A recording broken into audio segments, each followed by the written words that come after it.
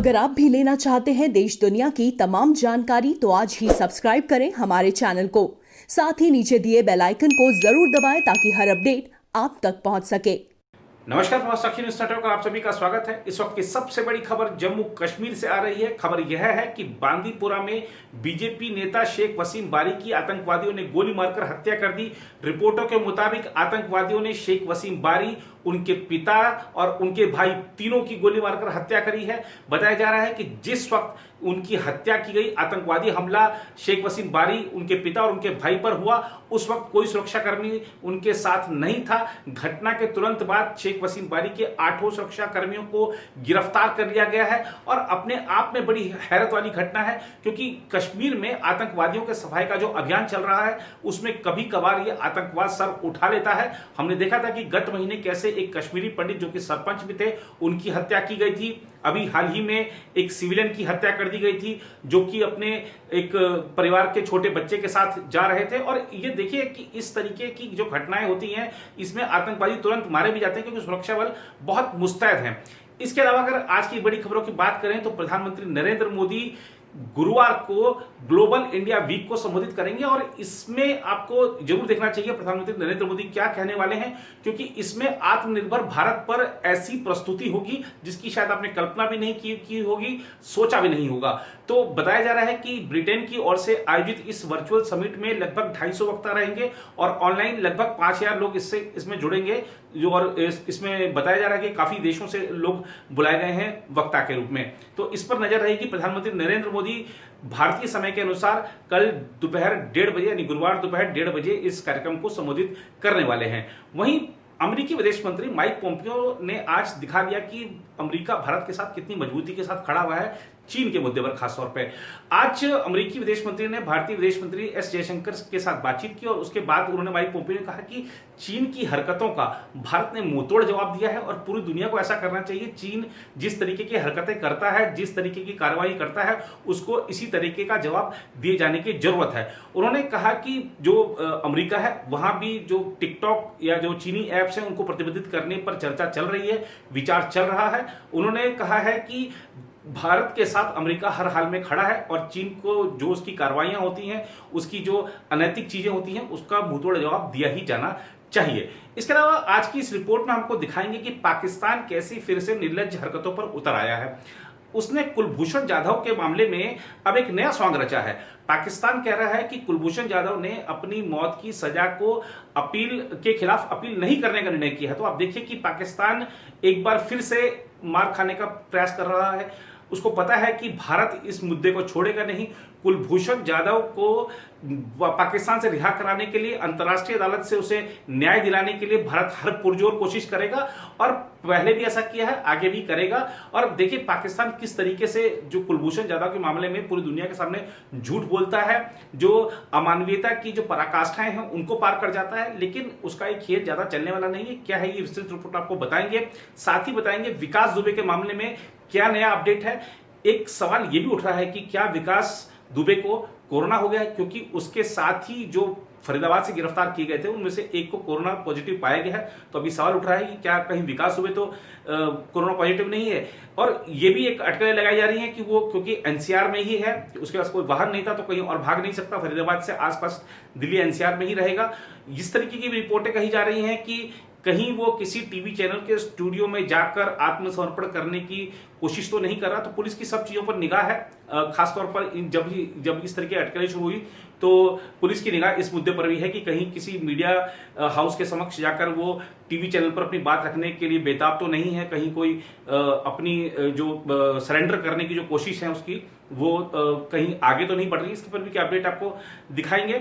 और साथ ही बताएंगे कि सीबीएसई ने जो कहा जा रहा है कि कई सारे ऐसे पाठ्यक्रम हटा दिए हैं जो कि छात्रों के लिए बहुत जरूरी थे, और ऐसे पाठ्यक्रम जिनसे मोदी सरकार का के खिलाफ कुछ नाराजगी बन सकती थी, तो उन पाठ्यक्रमों को हटाया गया। तो इस पर सीबीएसई ने अपनी तरफ से स्पष्टीकरण दिया है। क्या है वो स्पष्टीकरण, वो भी बताएंगे। लेकिन जरा पहले बात हो जाए कुलभूषण जाधव की। भारत ने बुधवार को पाकिस्तान के उस दावे को स्वांग करार दिया कि कुलभूषण जाधव ने कथित जासूसी मामले में अपनी मृत्युदंड की सजा के खिलाफ पुनर्विचार याचिका नहीं दाखिल करने का फैसला लिया है। विदेश मंत्रालय के प्रवक्ता अनुराग श्रीवास्तव ने कहा कि जाधव पर स्पष्ट रूप से मामले में पुनर्विचार याचिका दायर नहीं करने के लिए दबाव बनाया गया। उन्होंने इसे जाधव के पास उपलब्ध अपर्याप्त उपायों से भी उसे वंचित करने का बेशर्म प्रयास बताया। श्रीवास्तव ने कहा, पाकिस्तान का दावा कि उसकी हिरासत में कैद जाधव ने पुनर्विचार याचिका की पहल से इनकार किया है, वास्तव में उसी स्वांग का हिस्सा है जो पाकिस्तान पिछले 4 सालों से कर रहा है। वह पाकिस्तानी मीडिया में आई उन खबरों पर मीडिया के सवालों का जवाब दे रहे थे कि जाधव ने अपनी मौत की सज़ा के खिलाफ इस्लामाबाद उच्च न्यायालय में अपील करने से इनकार कर दिया है। पाकिस्तान की सैन्य अदालत ने जाधव को अप्रैल 2017 में जासूसी और आतंकवाद के आरोपों में मौत की सज़ा सुनाई थी, जिसके बाद भारत ने उसके मृत्युदंड को रुकवाने के लिए अंतर्राष्ट्रीय न्याय अदालत में अपील की थी। जुलाई 2017 में अंतर्राष्ट्रीय न्यायालय ने पाकिस्तान को आदेश दिया था कि वह जाधव को दी गई सज़ा पर प्रभावी समीक्षा और पुनर्विचार करे। विदेश मंत्रालय के प्रवक्ता ने कहा, जाधव को एक फर्जी मुकदमे के जरिए मौत की सज़ा सुनाई गई।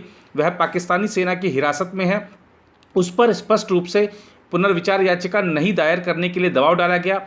उन्होंने कहा कि भारत ने उस तक निर्बाध पहुंच की मांग की थी जिससे उसके साथ एक अध्यादेश के तहत उपलब्ध विकल्पों पर चर्चा की जा सके। उन्होंने कहा, अध्यादेश के तहत उपलब्ध अपर्याप्त विकल्पों को भी उसकी पहुंच से दूर करने के बेशर्म प्रयास के तहत पाकिस्तान ने स्वाभाविक रूप से उस पर दबाव डाला होगा, जिससे वह अंतर्राष्ट्रीय न्यायालय के फैसले को लागू करने के अधिकार की मांग नहीं करे। पाकिस्तान ने 20 मई को एक अध्यादेश पारित किया था जिसके तहत उच्च न्यायालय सैन्य अदालतों द्वारा दिए गए फैसलों की समीक्षा कर सकता है। अनुराग श्रीवास्तव ने कहा, आईसीजे पहले ही कह चुका है कि पाकिस्तान अंतर्राष्ट्रीय कानूनों का घोर उल्लंघन करने वालों में से है। सरकार जाधव को बचाने और उसकी सुरक्षित भारत वापसी के लिए यथासंभव प्रयास करेगी। इसके लिए वह सभी उचित विकल्पों पर विचार करेगी। अब जरा बात हिस्ट्री शीटर विकास दुबे की कर ली जाए। सूत्रों के अनुसार कई मामलों में वांछित विकास दुबे 5 जुलाई को ही फरीदाबाद पहुंच गया था। वह पहले न्यू इंदिरा नगर कॉम्प्लेक्स में अपने रिश्तेदार अंकुर के पास ठहरा। बाद में वह किसी होटल में रहने चला गया। पुलिस ने बताया कि उन्हें न्यू इंदिरा नगर कॉम्प्लेक्स से ही सुराग हाथ लगा था, जिसके बाद अंकुर को हिरासत में लिया गया। उसने विकास दुबे के होटल में ठहरे होने की सूचना दी। फरीदाबाद पुलिस ने छापेमारी की और वहां से प्रभात उर्फ कार्तिकेय को गिरफ्तार किया। इस बीच विकास दुबे वहां से फरार हो चुका था। खबर यह भी है कि प्रभात मिश्रा कोरोना पॉजिटिव पाया गया है। उसे बुधवार को ही 24 घंटे की ट्रांजिट रिमांड पर भेजा गया है। इसके अलावा विकास दुबे के अन्य 2 सहयोगी अंकुर और श्रवण 14 दिन की न्यायिक हिरासत में भेजे गए हैं। उधर कानपुर पुलिस ने चौबेपुर थाने के पूर्व प्रभारी विनय तिवारी और बिकरू इलाके के बीट प्रभारी के शर्मा को मुठभेड़ से पहले की सूचना बदमाशों को लीक करने के आरोप में बुधवार को गिरफ्तार कर लिया।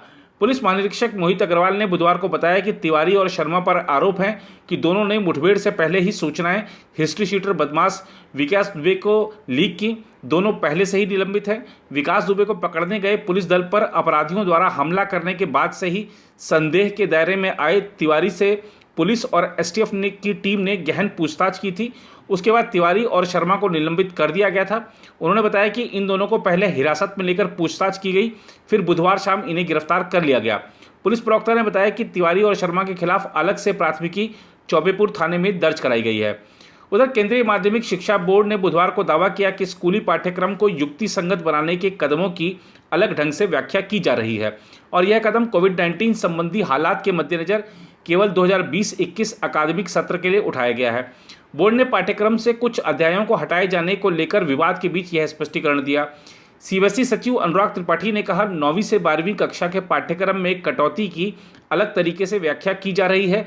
जो बातें कही जा रही हैं उसके विपरीत यह स्पष्ट किया जाता है कि 2020-21 अकादमिक सत्र के लिए करीब 190 विषयों के पाठ्यक्रम में 30% की कटौती केवल एक बार के लिए की गई है। बोर्ड ने दावा किया कि मौजूदा स्वास्थ्य आपात और अध्ययन में आ रही दिक्कतों के मद्देनजर पाठ्यक्रम में युक्ति संगत कटौती का उद्देश्य छात्रों के बीच परीक्षा का तनाव कम करना है। उसने कहा कि पाठ्यक्रम से जिन विषयों को हटाया गया है केवल 2020-21 के अकादमिक सत्र में उनसे कोई भी प्रश्न नहीं पूछा जाएगा। सीबीएसई ने शैक्षणिक सत्र 2020-21 के लिए कक्षा 9वीं से 12वीं के लिए 30% पाठ्यक्रम को घटाते हुए मंगलवार को नया पाठ्यक्रम अधिसूचित किया। जिन विषयों को हटाया गया है उनमें लोकतंत्र और विविधता, नोटबंदी, राष्ट्रवाद, धर्मनिरपेक्षता, पड़ोसी देशों के साथ भारत के संबंध और भारत में स्थानीय सरकारों का विकास शामिल है। उधर कोरोना के इस काल में मास्क बहुत जरूरी है, अनिवार्य चीज बन गया है। आप बिना मास्क जाइए बाहर, आप अपने स्वास्थ्य को खतरे में डालेंगे, दूसरों के स्वास्थ्य को खतरे में डालेंगे और अपना चालान भी कराएंगे। इस तरीके की बातें हैं। अब बाजार में तरह तरह के मास्क हैं, लोग कभी सस्ता मास्क खरीद रहे हैं, कभी महंगा मास्क खरीद रहे हैं, कभी डिजाइनर मास्क खरीद रहे हैं। तो प्रधानमंत्री नरेंद्र मोदी ने लोकल के लिए वोकल बनने की जो बात कही थी, उसके लिए हम आपके समक्ष एक खबर लेकर आए हैं। यदि आप खादी का मास्क पहनना चाहते हैं तो खादी ने नए मास्कों की श्रृंखला निकाली है। खादी का जो मास्क है 30 रुपए में ऑनलाइन उपलब्ध है और रेशमी मास्क 100 रुपए में ऑनलाइन उपलब्ध है।